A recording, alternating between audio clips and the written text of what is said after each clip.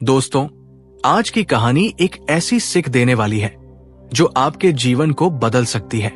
ये कहानी है भगवान गौतम बुद्ध की, जिनके शब्द और ज्ञान आज भी हमें सही मार्ग दिखाते हैं।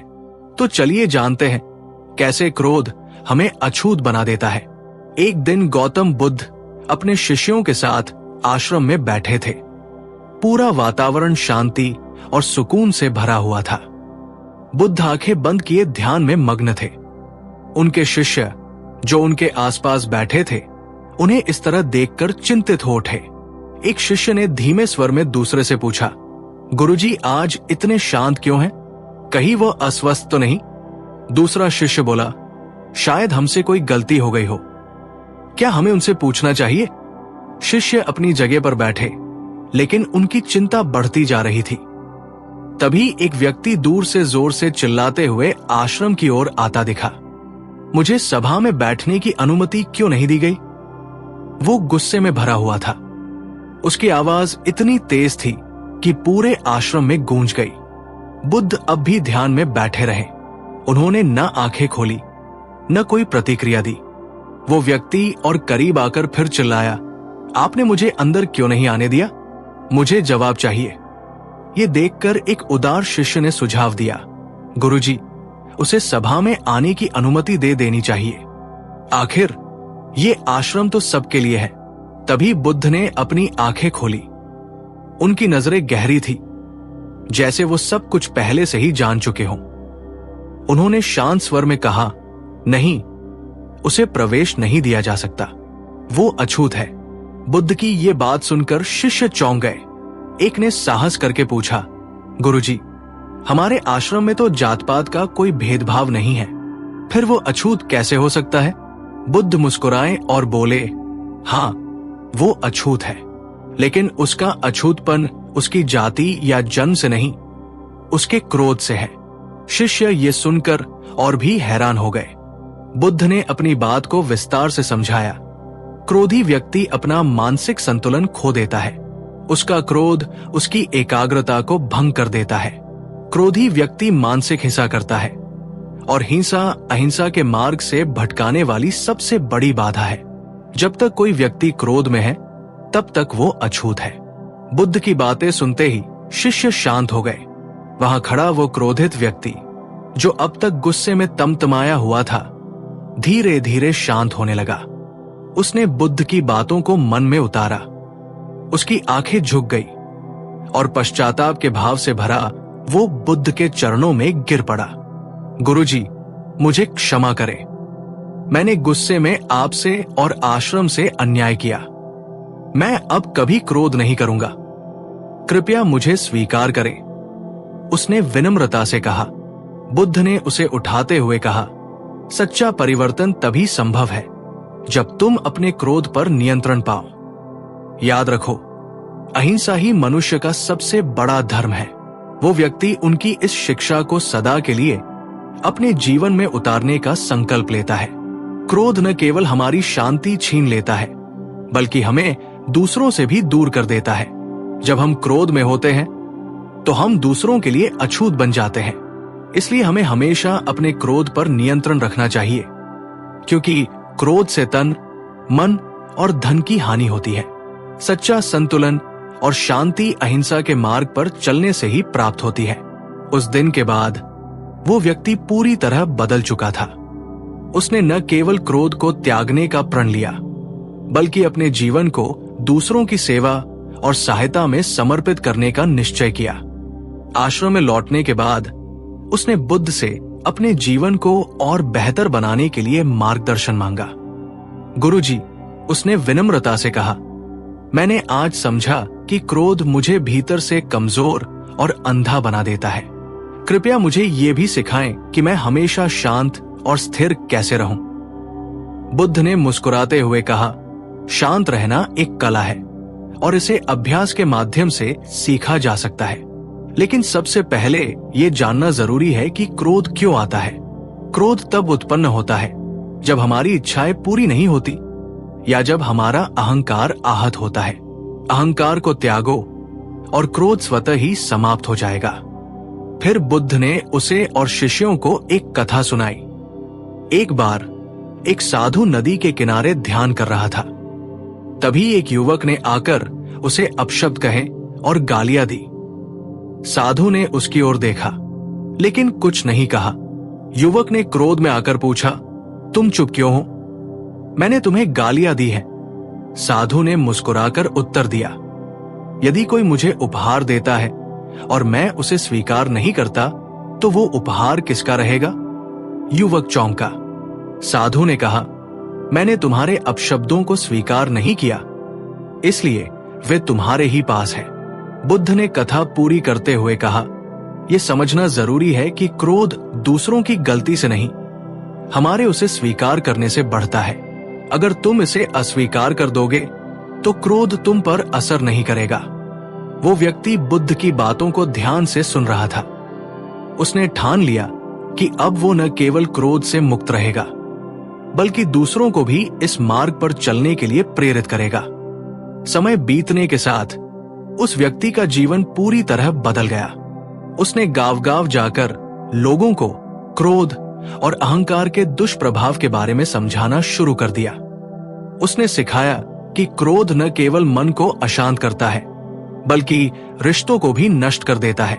वो हर जगह बुद्ध का ये संदेश फैलाने लगा, क्रोध में रहकर तुम जीवन के सुख और शांति को खो देते हो।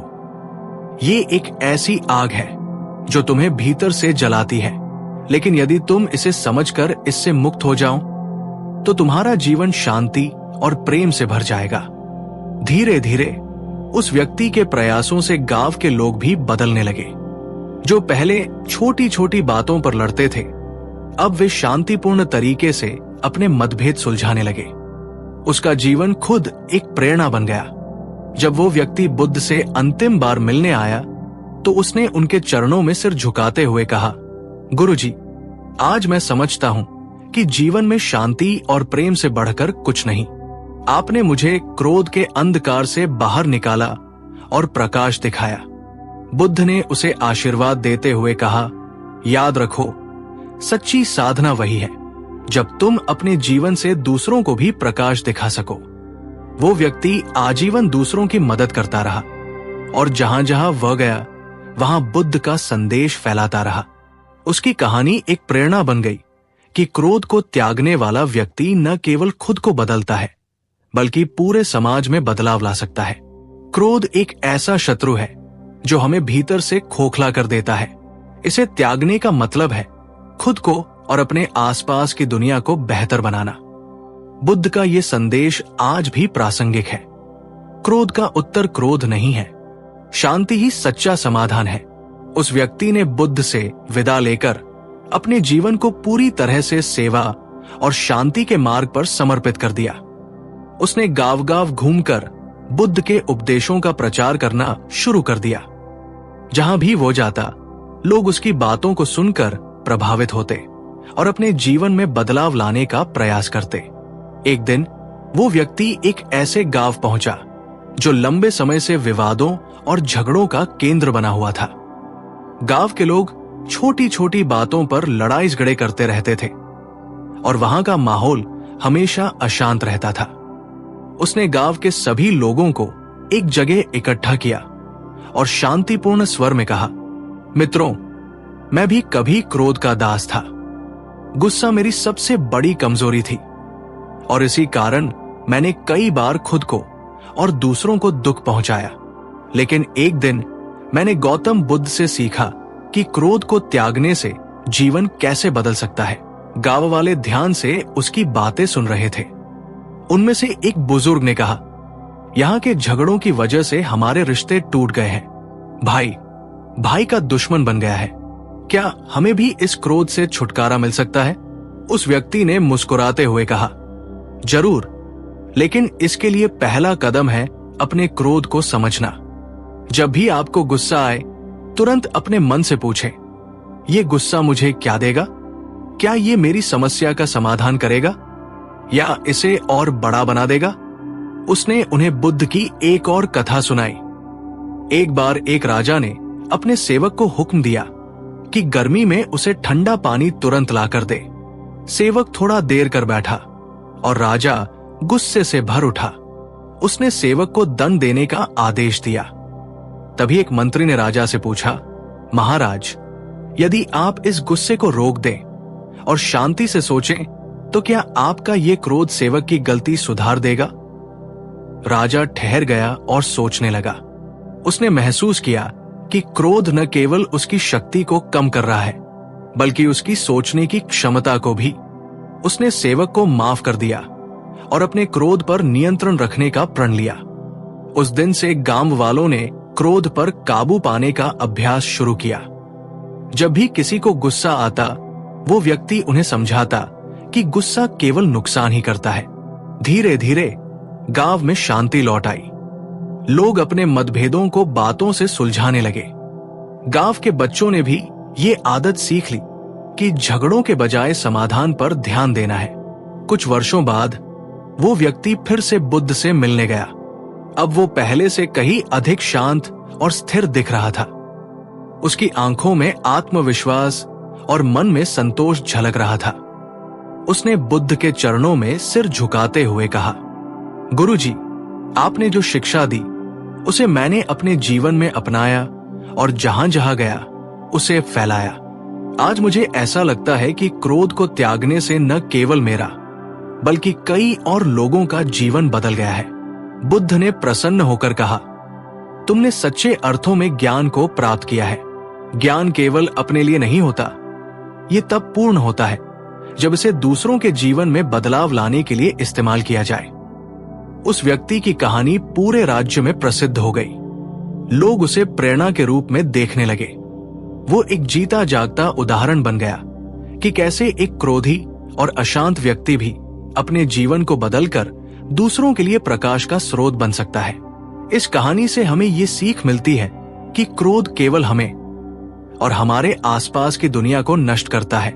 अगर हम इसे त्याग दें तो हमारा जीवन शांति और संतोष से भर सकता है।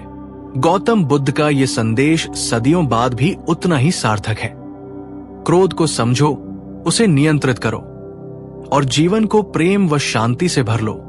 ये कहानी यहीं समाप्त होती है, लेकिन इसका संदेश आपके जीवन में हमेशा जीवित रहना चाहिए। ज्ञान का प्रचार और नई पीढ़ी का निर्माण। उस व्यक्ति ने बुद्ध से विदा लेने के बाद अपने जीवन का उद्देश्य बना लिया, सिर्फ अपने लिए नहीं बल्कि समाज के हर व्यक्ति को क्रोध, अहंकार और अशांति से मुक्त करना। वो अलग अलग गांवों, शहरों और यहां तक कि राज दरबारों में भी जाकर लोगों को शांति और अहिंसा का संदेश देने लगा। एक राजा के साथ संवाद। एक दिन वो एक बड़े राज्य में पहुंचा। वहां के राजा का स्वभाव अत्यंत क्रोधी और कठोर था। प्रजा उसके अत्याचारों से परेशान थी। राजा को अपने क्रोध पर इतना गर्व था कि वह इसे अपनी ताकत मानता था। उस व्यक्ति ने राजा से मिलने का निश्चय किया।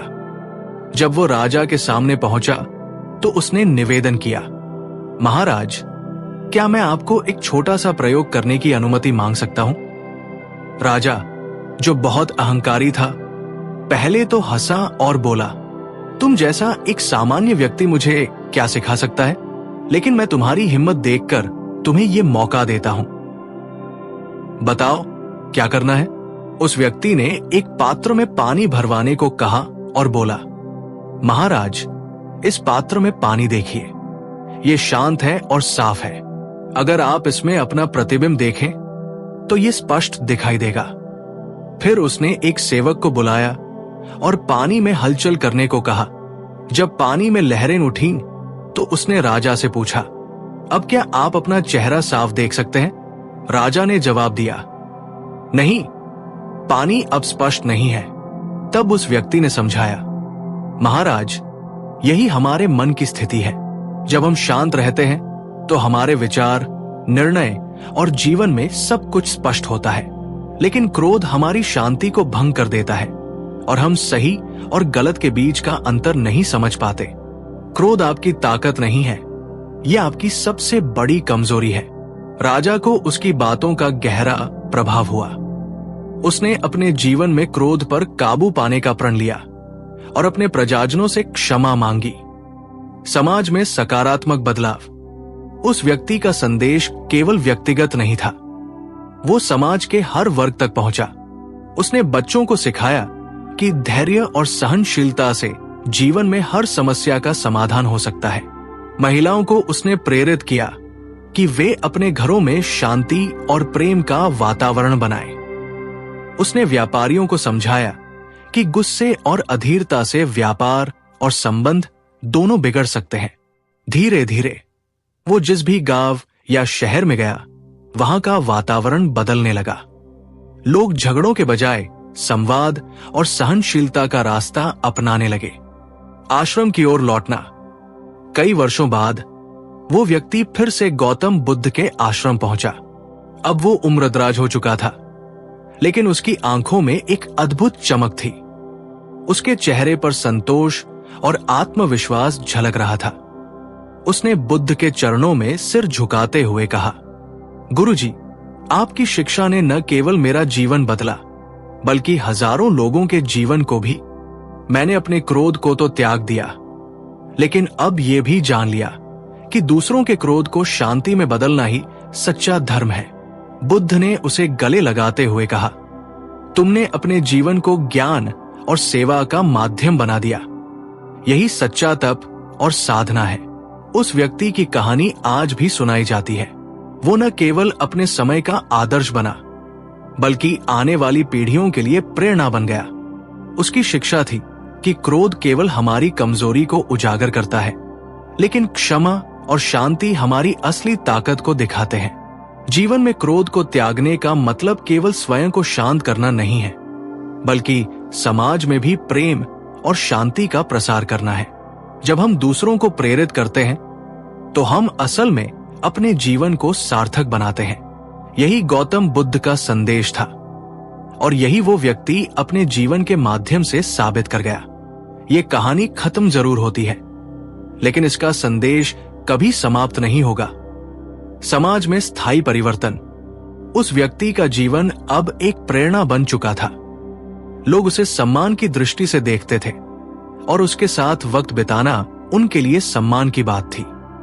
वो हर जगह अपनी छोटी छोटी बातें और अनुभव साझा करता। कैसे उसने अपने जीवन के सबसे कठिन क्षणों को शांति और समर्पण से पार किया, और कैसे उसने दूसरों को भी अपने अनुभव से मदद की। समय के साथ वो व्यक्ति एक महान शिक्षक बन गया। उसने न केवल अपने जीवन में बदलाव लाया, बल्कि आसपास के समाज में भी स्थायी परिवर्तन लाने में मदद की। लोग उसे अपने गुरुओं के समान मानते, और उसका मार्गदर्शन लेने के लिए दूर दूर से लोग आने लगे। वो अपनी शिक्षाओं के माध्यम से ये सिखाता रहा कि क्रोध केवल एक तात्कालिक भावना है जो क्षणिक संतोष देती है, लेकिन इसके परिणाम जीवन भर के लिए दुख और अशांति होते हैं। उसने हर किसी को ये समझाया कि वास्तविक शक्ति आंतरिक शांति और संयम से आती है, न कि बाहरी दुनिया से। उसके अंत का समय और अंतिम संदेश। कुछ वर्ष बाद उस व्यक्ति की उम्र काफी बढ़ गई थी।